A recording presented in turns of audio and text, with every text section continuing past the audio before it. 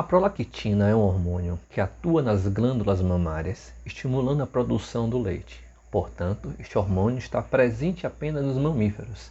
Errado! A prolactina também é um hormônio presente em peixes, anfíbios e também nas aves. Quer saber a função da prolactina nesses grupos de vertebrados? Vem que eu te explico. Sou Felipe Cavalcante, sou professor de Biologia. Nesse vídeo nós vamos falar sobre a adenohipófise. A adenohipófise produz alguns tipos de hormônios. Dois hormônios que nós vamos trabalhar hoje, que é a prolactina e o GH, e outros hormônios chamados de hormônios trópicos ou tróficos, que vão estimular outras glândulas a elas atuarem. E o primeiro hormônio que a gente vai falar é a prolactina. A prolactina é produzida pela adenohipófise a partir de um estímulo do hipotálamo. O hipotálamo reduz a produção de dopamina e essa redução na produção de dopamina leva ao aumento da produção de prolactina pela adenohipófise. Então a adenohipófise produz prolactina em resposta a um estímulo hipotalâmico ao reduzir a produção da dopamina. Lembre, toda a produção da adenohipófise ela vai ser diretamente controlada pelo hipotálamo. A adenohipófise consegue produzir seus hormônios, porém ela precisa de um estímulo do hipotálamo. Nesse caso, o hipotálamo estimula como? Reduzindo os níveis de dopamina. Na glândula mamária do sexo feminino, isso acontece em um estímulo para a produção do leite. Esse leite vai alimentar o bebê durante a amamentação. Então, a primeira função que a gente conhece, a função mais famosa da prolactina, o hormônio lactogênico, é produzir leite para alimentar os filhotes de mamíferos. Mas, além dessa função, a prolactina também atua no homem, inibindo a produção de testosterona.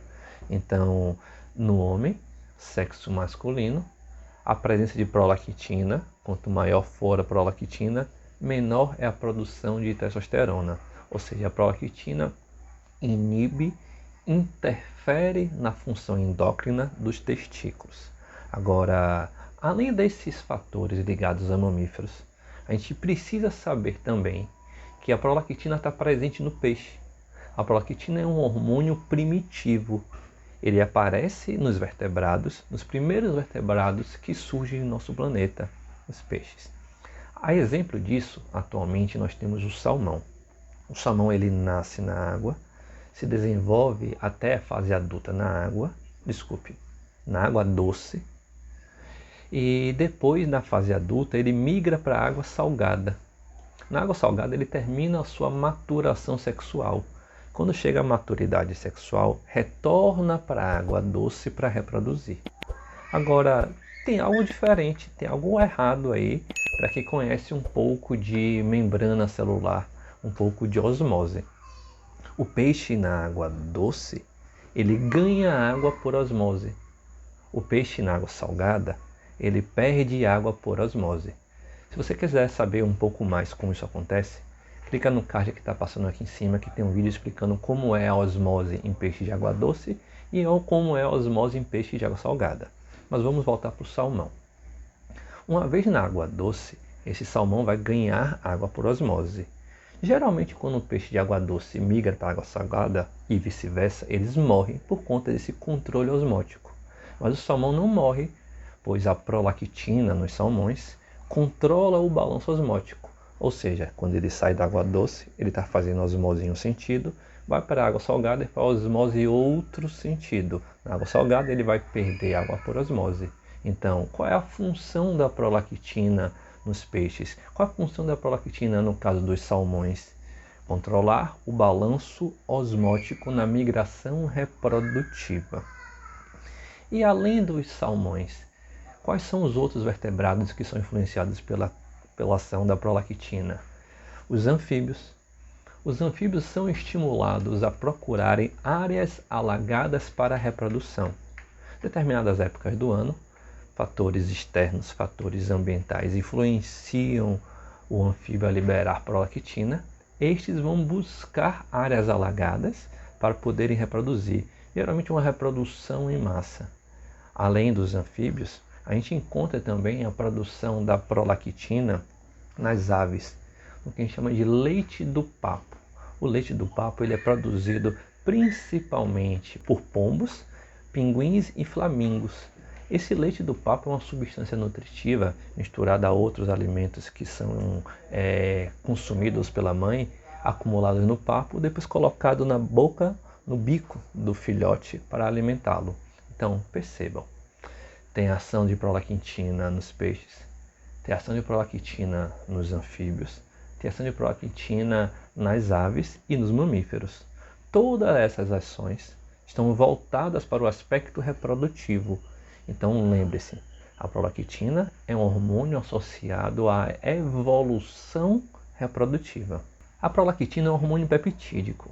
Isso significa que existe um receptor na membrana plasmática que recebe a prolactina e envia uma sinalização para o interior da célula para responder à ação da prolactina. Também é um hormônio peptídico o GH, que é um hormônio do crescimento também produzido e liberado pela adenohipófise. GH significa Growth Hormone, hormônio do crescimento. E tem três sinônimos, somatotropina, somatotrofina, além de STH. Eu já disse para vocês o que significa GH, hormônio do crescimento, e os outros sinônimos eu vou justificar ao longo da explicação. O GH, para ser produzido e liberado pela adenohipófise, precisa também de um estímulo do hipotálamo. O hipotálamo vai liberar um hormônio chamado de GHRH, que significa hormônio regulador do hormônio do crescimento. O GHRH vai atuar na adenohipófise, estimulando a adenohipófise a produzir o hormônio GH. O GH tem duas formas de ação, uma forma direta e uma forma indireta. Na forma de ação direta, o GH vai agir principalmente nos ossos, estimulando a proliferação de condroblastos. Condroblastos são células produtoras de cartilagem. Essas cartilagens elas estão localizadas principalmente nas extremidades ósseas. E quando elas se multiplicam sob influência do GH, os ossos vão crescer longitudinalmente. Então, uma das funções do GH é agir de forma direta em receptores de condroblastos, estimulando os condroblastos a fazer divisões celulares, a realizar mitoses para que o osso cresça. Existe também uma ação indireta do GH. Na ação indireta do GH, ele vai atuar no fígado. No fígado, o GH irá estimular a produção de um hormônio chamado de somatomedina, também é mais conhecido como IGF-1. E durante também a explicação, eu digo para vocês o que significa esse IGF-1. Agora eu vou falar para vocês as ações do hormônio GH. E aí a gente vai aos poucos entendendo a importância desse hormônio. Essas ações, lembre-se, servem tanto para a forma direta de ação do GH, quanto para a forma indireta do GH. Então, a primeira função do GH é estimular o crescimento. O crescimento pode acontecer de duas formas. Uma forma que eu chamo de hiperplasia, que aumenta a quantidade de células. Isso significa que o indivíduo está fazendo mais mitoses. Você nasceu desse tamanho e hoje é desse tamanho. Isso porque suas células aumentaram de tamanho? Não. Isso porque aumentou a quantidade de células em seu corpo. Então existe um crescimento por hiperplasia, estimulado pelo GH, que aumenta a quantidade de células. A outra forma de crescimento é por hipertrofia. O GH também estimula o aumento do volume celular. Nas células musculares, por exemplo, o hormônio GH também é um dos hormônios anabólicos, também é um dos hormônios anabolizantes que estimula o crescimento do músculo. Percebam, eu não falei esteroide anabolizante, eu falei apenas hormônio anabolizante ou anabólico, porque o GH é um hormônio peptídico, não é um hormônio esteroide. Hormônios esteroides são aqueles derivados do éster de colesterol. Então, para a sua célula crescer, tanto em hipertrofia ou para se multiplicar, ela precisa de energia. E aí o GH entra em ação aumentando a captação de glicose e aminoácidos. E essa ação do GH estimulando a célula a aumentar a captação de glicose e aminoácidos, ela é igual a uma função exercida pela insulina. A insulina, que é liberada pelas células beta das ilhotas de Langerhans, localizadas no pâncreas, é um hormônio responsável por estimular as células a aumentarem a sua permeabilidade para glicose e aminoácidos. Como essa função do hormônio do crescimento ela é semelhante a uma função da insulina, a gente chama esse hormônio produzido pelo fígado sob o estímulo do DH de IGF-1 por isso. IGF-1 significa fator growth, de crescimento, semelhante à insulina, número 1. Ou seja, é um fator de crescimento semelhante à insulina, pois o GH aumenta a captação de glicose e aminoácidos. Outra função, tanto direta ou indireta do GH, ou seja, do GH ou do IGF-1, é estimular a glicogênese. Glicogênese é a produção de glicogênio. Você está aumentando a captação de glicose. No fígado, essa glicose vai ser armazenada na forma de glicogênio hepático. No músculo, essa glicose vai ser armazenada na forma de glicogênio muscular. Ambos são polissacarídeos de reserva. Ou seja, quando você precisa de energia, quando você tem um gasto calórico em trabalho mecânico maior nos músculos, você pode hidrolisar esse glicogênio e fazer o consumo da glicose. Quando você hidrolisa o glicogênio para liberar a glicose, você age no músculo sob a ação da adrenalina e esse processo se chama de glicogenólise. Também tem glicogenólise no fígado. E no fígado a glicogenólise é estimulada pelo glucagon, que também é um hormônio produzido pelo pâncreas, pelas células alfa, localizadas também nas ilhotas de Langerhans. Isso significa o quê? Que você está guardando substância energética. Mas tem uma contradição. Tem uma contradição porque se você está absorvendo mais aminoácido e você precisa de mais aminoácido para crescer, você também precisa de mais energia para fazer síntese proteica. E você está reservando glicose e não consumindo glicose. Isso porque você vai aumentar a degradação de lipídios, você vai aumentar a lipólise também sob ação, sob estímulo do GH. O aumento da lipólise nesse caso é para oferecer mais glicerol e ácidos graxos para serem metabolizados energeticamente através de um processo chamado de beta-oxidação. Isso significa que sua célula troca a produção de energia a partir da glicose pela produção de energia a partir do lipídio. O lipídio vai ser oxidado principalmente a partir dos seus ácidos graxos, num processo chamado de beta-oxidação. E cada molécula de ácido graxo oxidada libera muito mais energia do que a glicose.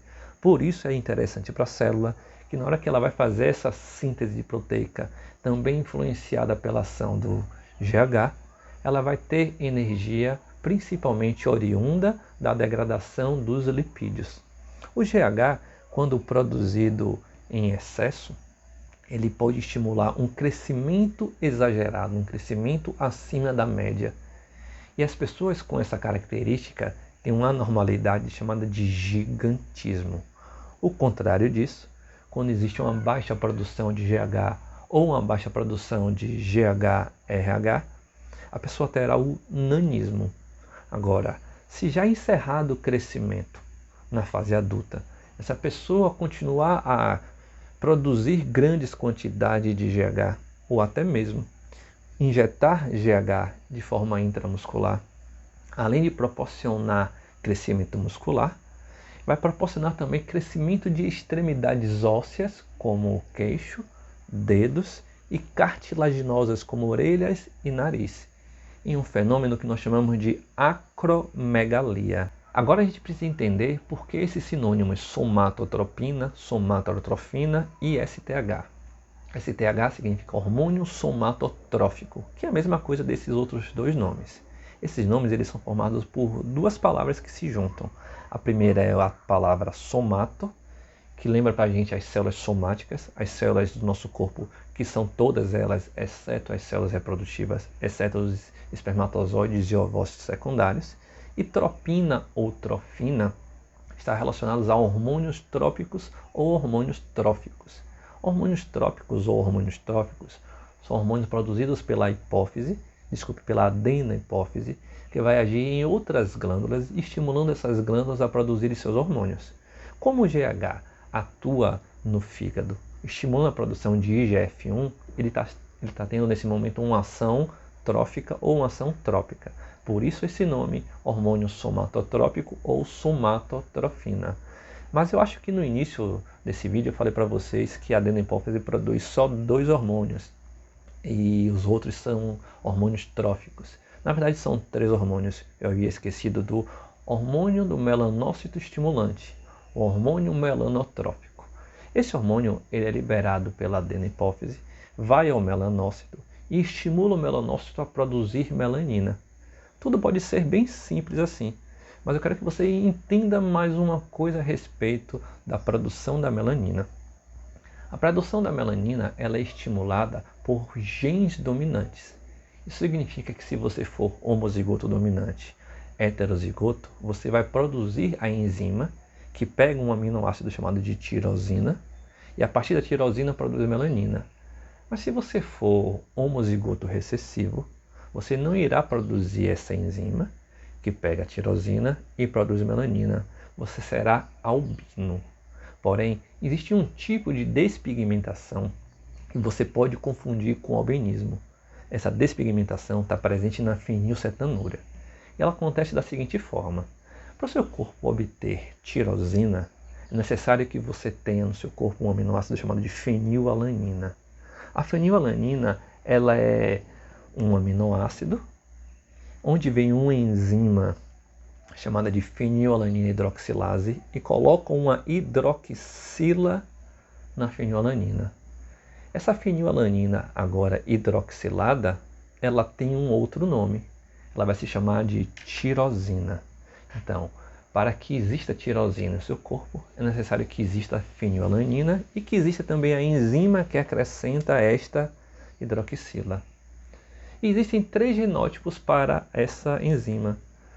O homozigoto dominante, que produz a enzima, o heterozigoto, que produz a enzima, e o homozigoto recessivo, que não produz a enzima. Nesse caso, você é incapaz de, a partir da fenilalanina, produzir tirosina. Mas você pode ser, para a produção de melanina, tanto heterozigoto como homozigoto dominante.